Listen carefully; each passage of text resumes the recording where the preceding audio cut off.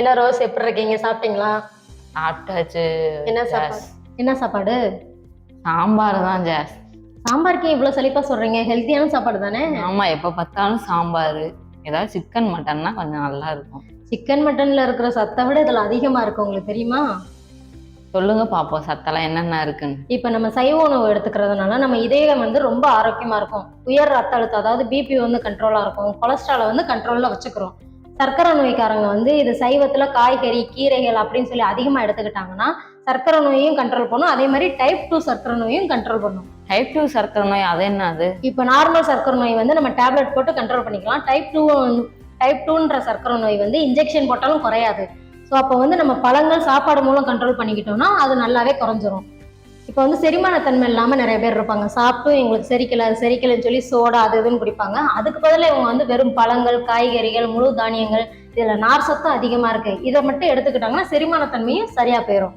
இதுல எடையும் குறைக்கலாம்.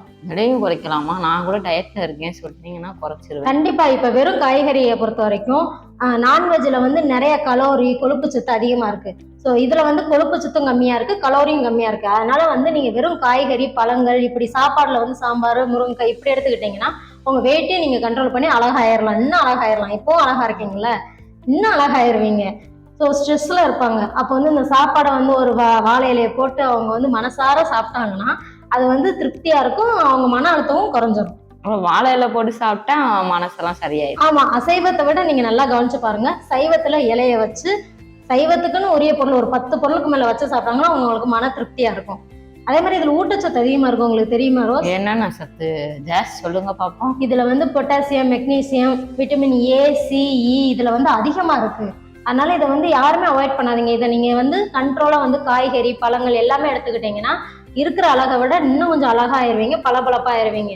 ஸோ சைவம் தானே அப்படின்னு சொல்லிட்டு யாருமே இலக்கரமா நினைக்க வேணாம். நல்லா ஹெல்த்தியா சாப்பிட்டுட்டு ஆரோக்கியமா இருங்க.